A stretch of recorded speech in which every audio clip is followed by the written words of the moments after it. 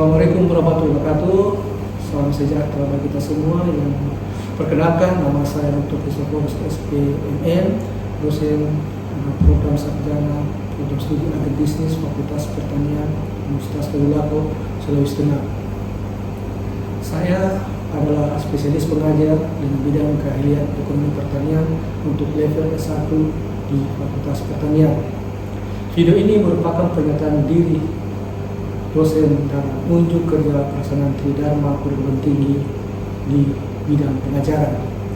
Saat ini saya akan menjelaskan metode pengajaran yang saya gunakan, yaitu metode delivery, interaction, dan assessment pada salah satu mata kuliah yang saya ampu, yaitu mata kuliah pengantar agribisnis dan pemasaran untuk mahasiswa agribisnis dengan bobot 3 SKS pada semester 2. Metode delivery adalah metode menyampaikan materi kuliah kepada mahasiswa dengan ceramah yang mengedepankan partisipasi aktif mahasiswa selama perkuliahan berlangsung. Saya menerangkan materi secara lisan kepada mahasiswa, dilaksanakan secara luring di dalam kelas. Yang kedua, metode interaction, yaitu menjelaskan tentang bagaimana saya membangun interaksi bersama mahasiswa selama perkuliahan berlangsung. Selama perkuliahan, saya mencoba untuk membangun partisipasi aktif mahasiswa dengan mengedepankan pada pembelajaran yang berfokus kepada student centered learning. Selain itu, saya memberikan kesempatan kepada mahasiswa untuk mengajukan pertanyaan terkait materi perkuliahan yang berlangsung serta menyampaikan beberapa pernyataan para ahli, juga studi kasus untuk dibahas secara bersama-sama di dalam kelas. Saya tidak membatasi interaksi saya dengan mahasiswa pada saat perkuliahan, tetapi saya juga membuka ruang diskusi di luar perkuliahan menggunakan Google Classroom dan WhatsApp Group sebagai media belajar dan komunikasi antara dosen dan mahasiswa.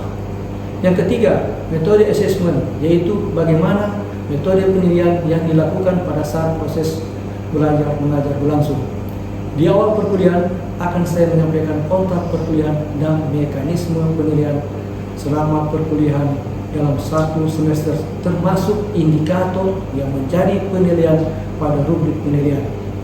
Penilaian saya berikan terdiri dari dua jenis, yaitu penilaian sumatif dan penilaian formatif.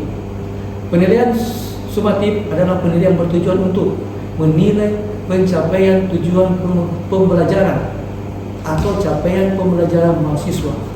Bentuk penilaian ini berupa nilai berdasarkan hasil kemampuan mahasiswa. Sedangkan untuk penilaian formatif merupakan penilaian yang dilakukan dengan tujuan untuk memantau dan memperbaiki proses pembelajaran serta mengevaluasi pencapaian tujuan pembelajaran. Bentuk penilaian ini adalah feedback positif kepada mahasiswa.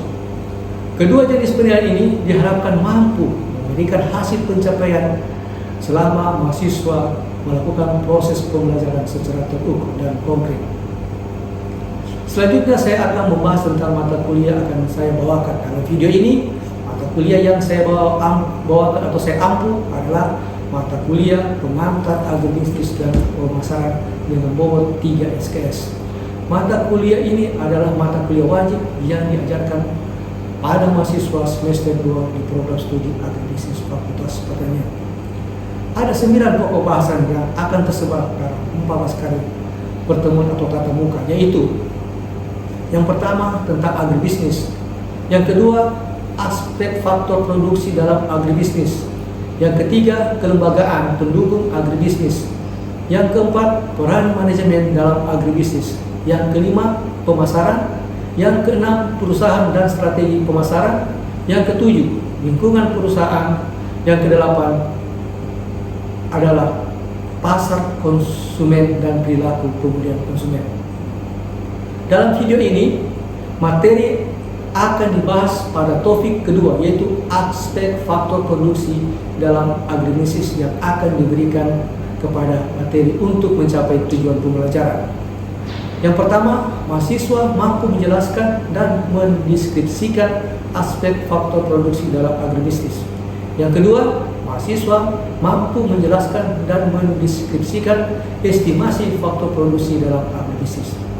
Dalam video ini dijelaskan juga keterkaitan antara agribisnis dan ilmu usaha tani, sehingga dalam penjelasannya ada ditemui usaha tani yang akan disampaikan, karena kedua bidang ilmu ini saling bersentuhan satu sama lainnya. Untuk penilaian terhadap mahasiswa ada beberapa komponen, yaitu kehadiran 10%, tugas atau diskusi 20%, kemudian mid test 35%, dan final test 35%. Demikian 3 teknik pengajaran yang sudah saya sampaikan terkait mata kuliah pengantar agribisnis dan pemasaran melalui delivery, instruction, dan assessment. Selanjutnya, saya akan menyampaikan video proses pembelajaran mata kuliah manajemen pemasaran secara running di dalam kelas. Selamat menyaksikan. Assalamualaikum warahmatullahi wabarakatuh. Terima kasih ya sudah hadir dalam perkuliahan kita, di mana mata kuliah kita ini adalah pengangkat agribisnis dan pemasaran. Kita masuk ke pertemuan kedua, yaitu tentang faktor produksi dan estimasi daripada faktor produksi ini, ya. Kemudian, apa sebenarnya itu faktor produksi? Nah, sekarang kita berpikir, kenapa ada faktor produksi? Yang dimaksud dengan faktor produksi adalah apa? Input atau faktor produksi korbanan yang mana kita keluarkan untuk mendapatkan suatu hasil. Nah, jadi di sini tanaman itu agar bisa berproduksi itu maka memerlukan namanya faktor-faktor produksi. Statement ini mengatakan bahwa input berarti ada lebih dari faktor produksi yang kita gunakan. Contoh, kalau kita menanam misalnya jagung, tidak bisa tumbuh jagung atau ada jagung tanpa adanya lahan. Demikian pun sebaliknya, walaupun ada lahan tapi tidak ada benih, maka tidak bisa. Sehingga menurut Sukartawi, masukkan satu atau lebih dalam suatu proses produksi dinamakan faktor produksi. Kemudian, apa semua itu faktor produksi? Di sini ada faktor produksi. Coba kita lihat saja. Faktor produksi sesuatu yang digunakan untuk kegiatan produksi yang disediakan oleh alam. Kemudian luas lahan itu, alam itu yang menyediakan pada kita itu tentu berbeda-beda. Nah, bisa dilihat daripada luas lahannya, kemudian tingkat kesuburannya, topografi atau ketinggian tempat, dan status daripada lahan itu sendiri. Nah, kalau demikian, maka sebenarnya dalam usaha kami, tanah itu merupakan sebuah media yang digunakan dalam suatu kegiatan usaha tani. Ya. Nah, walaupun sekarang sudah ada suara teknologi bisa menggunakan air, tetapi kita konsekuensinya kalau usaha tani itu atau pengembangan produksi kemudian mengangkat agribisnis kita masih menggunakan namanya lahan. Oke, kemudian di tenaga kerja ini dikatakan begini. Kami dia menjelaskan bahwa apa?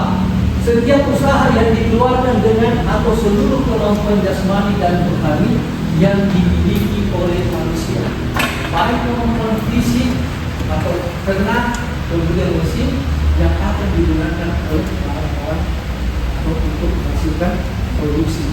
Otomatis dikatakan begini, ternyata dia apa? Semua kemampuan yang sudah dimiliki, sehingga nanti ketika saudara di lapangan ada namanya kemampuan penelitian.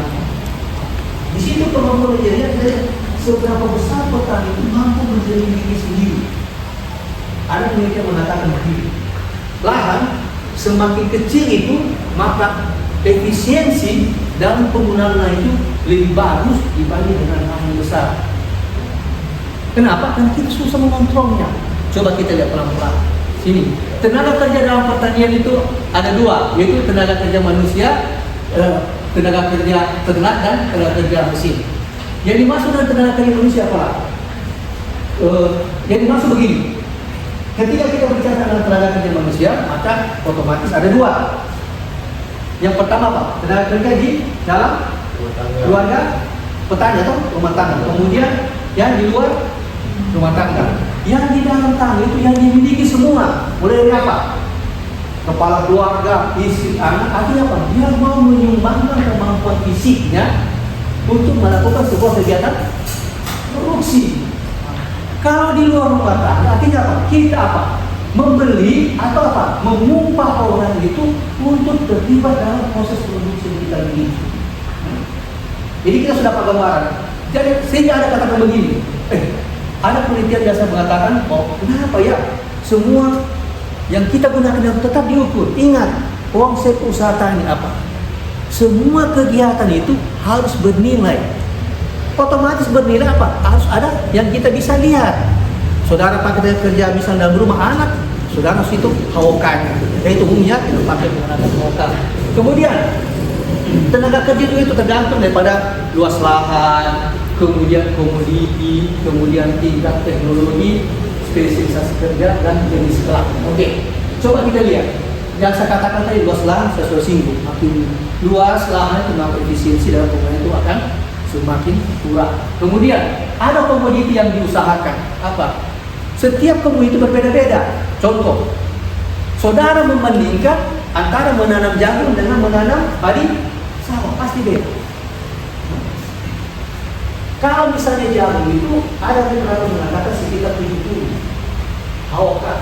Tetapi ada kalau jagung padi dia kata 110 sampai 125 hawakan. Sudah ada standarnya. Sehingga kalau meneliti mahasiswa sudah ada standarnya.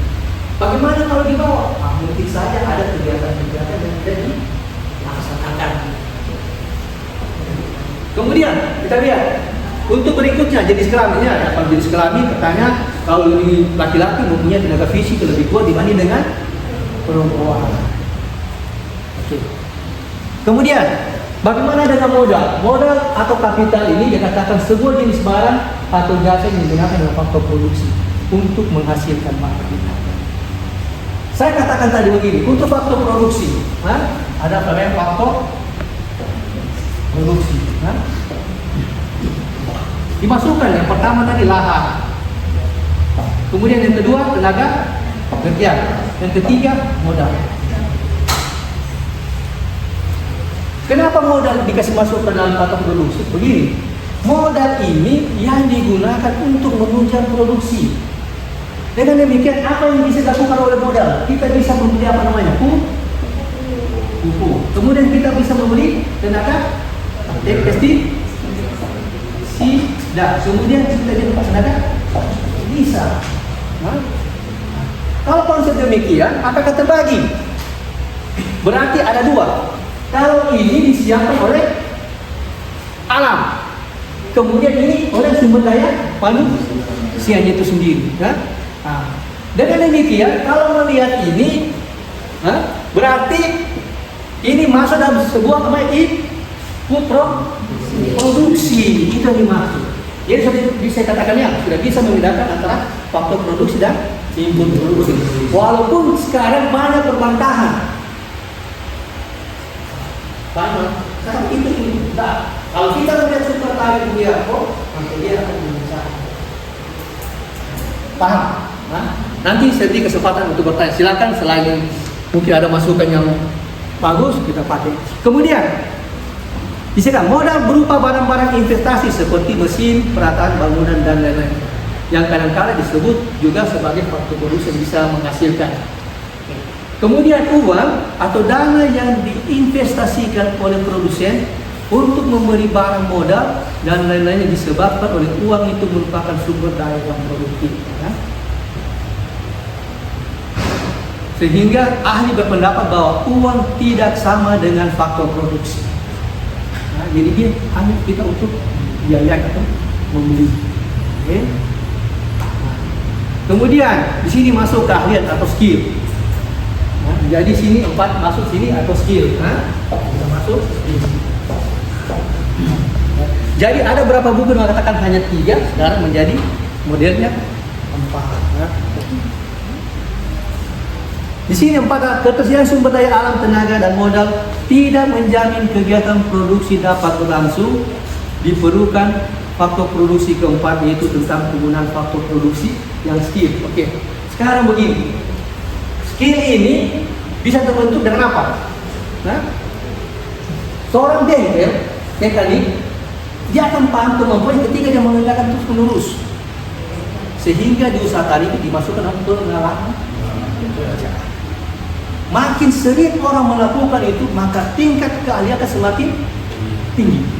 Berarti erositas dalam dirinya itu bisa diapres semakin kecil. Itu modelnya. Jadi kita dapat gambaran. Kemudian keahlian yang pertama tentang manajerial. Katakan sini berkaitan dengan manajemen dalam kegiatan produksi barang dan jasa. Di sini nanti saudara kalau tertarik di sini bisa mengukurnya itu bagaimana dia menggunakan misalnya pupuk yang bagus, berapa kemudian berapa uang yang dia pakai. Itu namanya efisiensi teknis dan efisiensi alokatif. Kalau dia berbicara tentang penggunaan pupuk berapa jumlahnya, efisiensi teknis. Kalau dia berbicara tentang alokatif berarti harganya yang dipakai. Bagaimana dia bisa meminimal uang yang dikeluarkan untuk mendapatkan suatu hasil yang meningkat. Kemudian ada namanya kegiatan berorganisasi. Ini untuk menghadapi dinamika hubungan kelembagaan yang terlibat dalam sebuah praktek produksi. Nah, ini biasanya kalau dilakukan itu adalah yang bersifat misalnya semacam penyuluhan, kelompok-kelompok tani yang dibangun. Kemudian ini ada yang faktor produksi yang kedua itu yang kita lewati tadi, yaitu tentang upaya meningkatkan produksi dengan tingkat penggunaan faktor produksi. Nah, ini nanti ada kajian lanjutannya itu berdasarkan di pertemuan 7. Nah, ini nanti pertemuan 7 baru kita singgung tentang itu. Kemudian modal ini ada beberapa macam.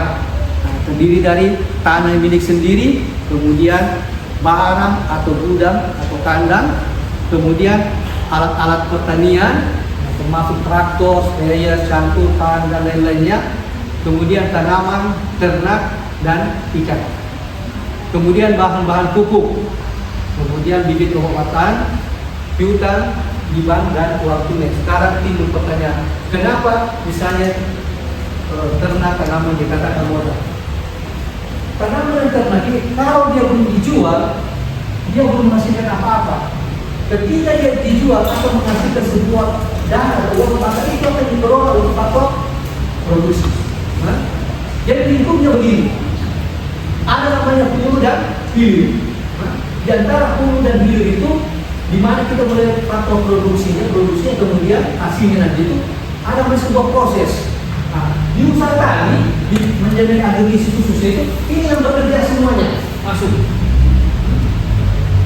Jadi itu semuanya masuk dalam sebuah usaha tani atau agrobisnis. Kemudian besar kecilnya modal dalam usaha pertanian tergantung dari berbagai hal, termasuk skala usaha, macam komoditi dan kualitas kredit. Saya sudah singgung tadinya belum tentang skala usaha. Maksud skala usaha ini misalnya lahan dipakai, kalau 1 hektar pasti berbeda dengan 1 hektar.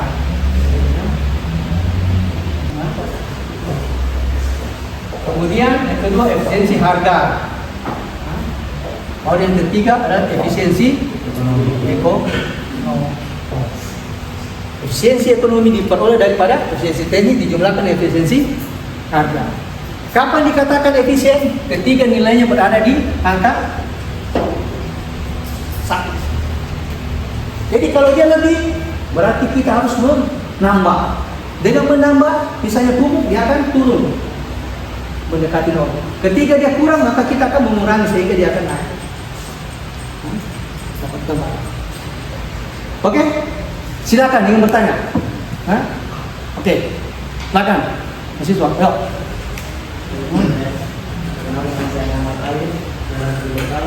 Dalam faktor produksi ada 4, salah satunya adalah lahan. Kenapa lahan masuk dalam faktor produksi? Oke, pertama begini, lahan itu ada tempat kegiatan produksi yang pertama. Yang kedua itu lahan atau tanah itu sifatnya tak terbatas, sehingga dalam pengolahan itu perlu yang namanya hak milik, apakah disewa. Ketersediaan terbatas itu maka mengakibatkan petani-petani kita itu umumnya berproduksi di sebatas lahan yang dimiliki atau kemampuan untuk yang sewa saja. Coba seandainya lahan itu bebas dimiliki seperti udara, air, maka pasti akan memiliki produksi yang tinggi. Jadi ketersediaan alat itulah yang dipakai itu. Kemudian komoditinya juga itu, tidak semua lahan itu cocok dengan komoditi yang ada. Jadi harus kita paham juga. Jadi ada namanya karakteristik daripada tanaman yang lebih dikenalnya dengan apa?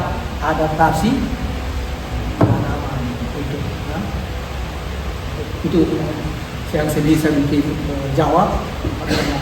Kemudian ada yang lagi, silakan. Ada yang bertanya, silakan.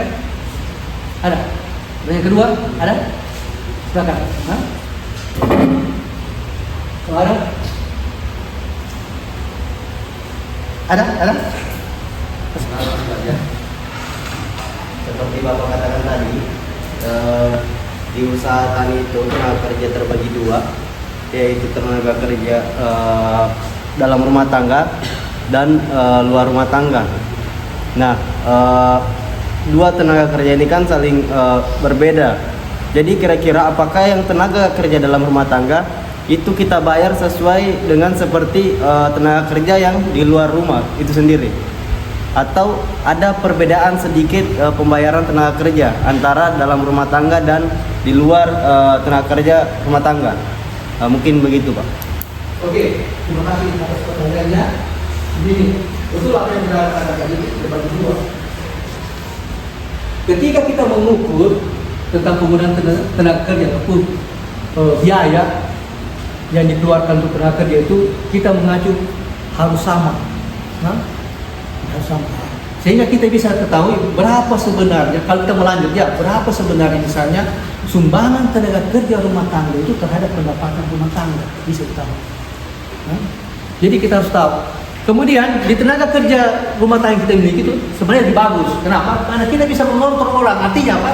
Ketika kegiatan usaha tani atau agribis yang kita lakukan itu, kita lebih fokus pada diri kita sendiri atau dalam keluarga kita sendiri.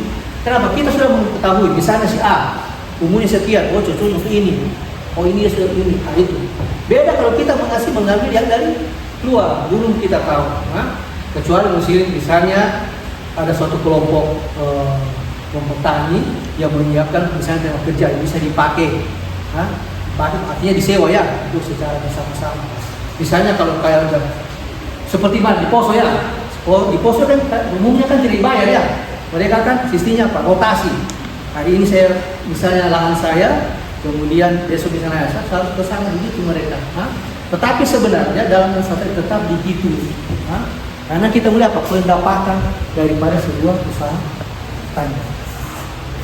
Oke, ada lagi? Kemudian kalau tidak ada, saya hanya ingin menyampaikan sini karena kita adalah dalam proses pembelajaran sini. Jadi tolong ya, untuk tugas-tugas itu dilihat di grup ya, di grup. Di sini saya sudah buat ya, untuk tugas 2.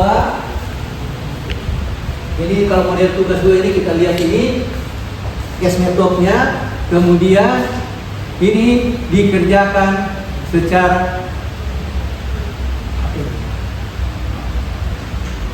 secara sendiri, secara mandiri. Kita lihat dia modelnya ini, apa semua yang bisa dikerjakan oleh mahasiswa. Ini model tugasnya, case method. Kemudian judul tugasnya itu adalah aspek faktor produksi. Capaian pembelajarannya, siswa mampu mendeskripsikan dan menjelaskan tentang faktor produksi. Inilah modelnya. Ini modelnya, ini faktor-faktor produksi ya. Saya buat skemanya. Jadi kalau yang ambil semester, karena ini mata kuliah baru, kalau yang ambil semester kemarin akan terjawab itu sebenarnya faktor produksi. Makanya saya buatkan gambarnya sehingga mahasiswa bisa langsung tahu, oh di sini maksudnya. Jadi semuanya sudah tersusun, nanti dilihat di grup. Oke, ada lagi yang bertanya, silakan. Ada? Oke, kalau tidak ada, maka kuliahnya kita sampaikan di sini. Jangan lupa tugasnya di minggu depannya. Itu tulislah yang sebaik-baiknya berdasarkan kemampuan saudara. Terima kasih dan sampai jumpa di minggu depan.